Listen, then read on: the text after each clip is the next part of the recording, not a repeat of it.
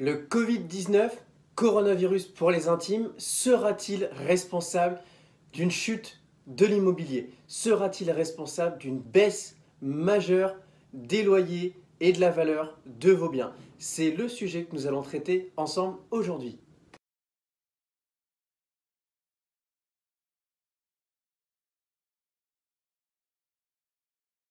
Ces photos, bien que jolies, transmettent une réalité. Le Covid-19 est présent parmi nous, une peur s'est installée et aujourd'hui tout le monde est enfermé chez soi. Il n'y a pas un chat dans les rues. Les seules personnes que j'ai pu croiser en allant courir il y a quelques minutes étaient tout simplement des joggers comme moi, et éventuellement des personnes qui allaient faire leurs courses et surtout des policiers qui faisaient des contrôles pour dire à la population de rester chez elle. On en arrive dans une phase où l'économie a peur, où les citoyens ont peur, et toi-même qui t'intéresses à l'investissement locatif, qui peut-être a déjà investi ou qui est dans une phase de réflexion pour passer à l'action et développer ton parc immobilier, tu te demandes si justement c'est le moment. Si à l'inverse, on n'est pas plutôt dans une phase où il est maintenant peut-être trop tard et qu'il vaut mieux arrêter tes démarches d'investisseur et repousser ton investissement à 1 an, à 2 ans, à 3 ans quand tu auras plus de recul sur les prix de l'immobilier. Tu es même peut-être dans cette phase où tu possèdes déjà de l'immobilier et tu te demandes si justement la sortie du confinement ne serait pas le moment idéal pour vendre ton bien avant que le marché s'effondre. Je vais te répondre une chose très simple. L'alimentaire et l'immobilier seront toujours des business qui fonctionneront. Pourquoi? C'est très simple. Je te le mets juste ici. Tu dois la connaître. C'est la pyramide de Maslow. Et la pyramide de Maslow, c'est quoi? Ça reprend les besoins fondamentaux d'un être humain. Et les besoins fondamentaux d'un être humain, les deux premiers, c'est quoi? C'est se nourrir. Et le deuxième, c'est se loger. Et aujourd'hui, toutes les personnes qui ne sont pas dans la rue, où est-ce qu'elles sont? Elles sont chez elles. Et justement, si tu es bailleur, si tu mets des biens en location, les gens sont chez eux, les gens ont besoin de se loger. Les gens, surtout dans cette période-là, ne peuvent surtout pas se retrouver à la rue avec leur famille. On est donc dans une situation de force, puisque ces personnes-là ont besoin de se loger. La deuxième chose, c'est surtout qu'au niveau des prix de l'immobilier, tu vas avoir cette réflexion de te dire, oui, ok Victor, c'est super, c'est cool, les gens sont chez eux, moi je suis bailleur, je loue, je touche mon loyer. Sauf qu'aujourd'hui, mon bien il a une certaine valeur. Mon bien il a une certaine valeur. Si aujourd'hui il vaut 200 000 euros et que demain il en vaut 150, au final ça ne sert à rien de faire de l'investissement locatif. Et moi je vais te répondre une chose qui est très simple. La problématique, ce n'est pas en fait est-ce que le marché va baisser et va se retourner, puisqu'au fait avoir une baisse de 30% du marché est totalement improbable.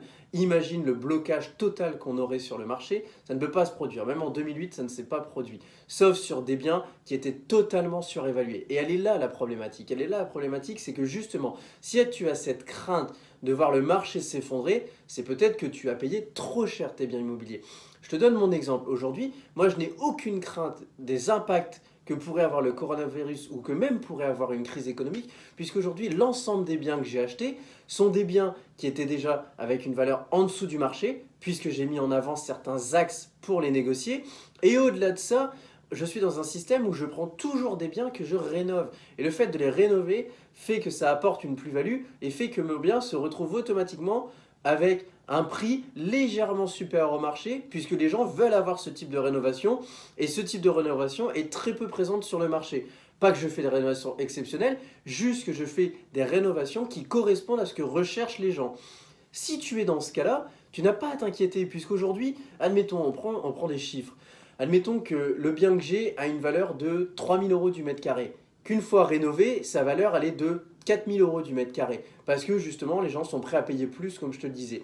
Si demain le marché s'effondre et que le marché passe de 3 000 à 2 000, ben mon bien il va passer de 4 000 à 3 000. Sauf que moi, je l'ai déjà acheté 3 000 euros du mètre carré. Du moins, je veux dire, le projet global m'a déjà coûté 3 000 euros du mètre carré.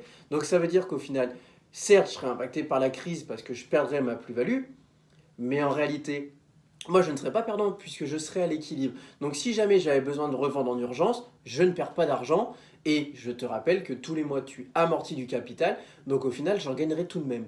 La deuxième chose, c'est au niveau des loyers. Aujourd'hui, tu peux te dire, il y a une crise économique, il y a forcément des suppressions d'emplois, donc de par ce constat, j'aurai des impayés. C'est à toi justement de te protéger. L'impayé n'est pas inévitable, mais on peut anticiper ses conséquences pour se protéger. Tu as pour cela 3 solutions. La première solution, qui est celle-ci, celle d'avoir un capital sécurité. C'est-à-dire que, par exemple, si moi demain j'ai un impayé sur l'un de mes logements, j'ai 6 mois de fonds de roulement par bien. C'est-à-dire que si j'ai un imprévu sur un bien, pendant 6 mois, je peux anticiper son loyer. Et au-delà de ça, si jamais l'impayé continue plus longtemps, je possède d'autres biens immobiliers. Ce qui fait qu'aujourd'hui, cette masse va venir me sécuriser et au pire, je pourrais me servir du capital sécurité des autres biens. Et la probabilité d'avoir plusieurs impayés en même temps sur un gros parc, elle est possible, mais elle est quand même faible. La deuxième chose, je te le mets juste ici, c'est le fait, tout simplement, de venir écrémer ton risque. Il y a plusieurs stratégies aujourd'hui qui te permettent justement d'avoir plusieurs locataires sur un même bien et donc de répartir les risques. Par exemple, prenons le cas d'un immeuble de rapport ou le cas d'une colocation. Si aujourd'hui tu es sur ce type de stratégie, sur ce type de mode d'exploitation, le risque d'impayé est quand même écrémé. Parce que par exemple, tu prends un immeuble, si tu as 4 lots et que éventuellement tu as un impayé, voire même au pire 2 impayés, voire même dans le pire des cas 3 impayés, tu te retrouves dans une phase où tu as quand même des rentrées d'argent. Donc ça veut dire que tu as quand même de quoi pouvoir amorcer la pompe, voire même d'être à l'équilibre, voire même dans certains cas, d'avoir encore quand même un cash flow mensuel. C'est exactement la même chose sur la colocation. Et la dernière chose, le troisième point, je te le mets juste ici, c'est le fait aussi de prendre des locataires, pas qui sont les locataires pépites où on a du mal à les trouver, mais de prendre des locataires qui ont une situation assez suffisante pour t'assurer une stabilité. C'est-à-dire que, par exemple, j'entends souvent les gens, oui, moi je louerai uniquement à des personnes en CDI, je louerai uniquement à des personnes qui ont au moins 3 fois le loyer, qui ont des cautions et ceci et cela. Sauf qu'au final, tu vas te concentrer à 100% sur ce type de profil, t'en oublies beaucoup à côté. Et en fait, en réalité, tu as énormément de profils qui sont soulevables. Moi, je te donne le cas, mes tout premiers locataires, elle était infirmière en CDD, lui, il était en intérim à la chaîne chez Renault.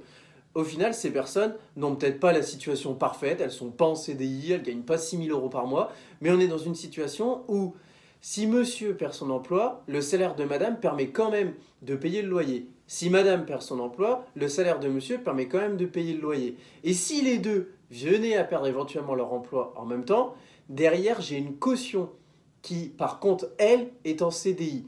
Et là on se retrouve dans une situation où vous avez quand même 3 personnes qui vous sécurisent, alors qu'à la base, on est quand même sur un bien d'habitation qui n'est pas censé être loué à plusieurs foyers différents. Toutes ces solutions, au final, m'amènent à conclure sur le fait que non, tu n'as pas à avoir peur de la crise, tu n'as pas à avoir peur des conséquences qu'elle peut avoir. Bien sûr, il faut que tu les anticipes, parce que si tu ne les anticipes pas, c'est justement là que tu vas commettre des erreurs et que tu vas t'en mordre les doigts, puisque tu pourrais à vie te dégoûter de l'immobilier. Par contre, si tu l'as anticipé, au contraire, il faut que tu en profites. C'est maintenant ou jamais qu'il faut passer à l'action parce que justement, toutes ces personnes-là qui n'auront pas ce raisonnement, toutes ces personnes-là qui vont paniquer, vont justement venir casser leurs biens immobiliers à la sortie du confinement et accepter des offres qu'elles n'auraient jamais acceptées en temps normal. Donc c'est maintenant que tu dois en profiter pour aller chercher des rentabilités qui seront encore plus grosses que d'habitude ou même des biens patrimoniaux qui vont avoir une valeur tellement basse qu'elle ne pourra pas descendre plus bas. Mais écoute, j'espère que cette nouvelle vidéo t'a plu. Comme d'habitude, je t'invite à laisser un pouce bleu. C'est la façon de me remercier. C'est la façon aussi de diffuser ces vidéos puisque l'algorithme de YouTube va les mettre en avant en fonction du temps de visionnage et du nombre de pouces bleus. Grâce à ça, tu vas pouvoir aider d'autres personnes à rejoindre la communauté des investisseurs du vivier. Et aussi, n'oublie pas, si ce n'est pas encore fait, je t'invite à t'abonner et à cliquer sur la cloche pour recevoir toutes mes vidéos. En ce moment, j'en publie une par jour. À très bientôt. Ciao.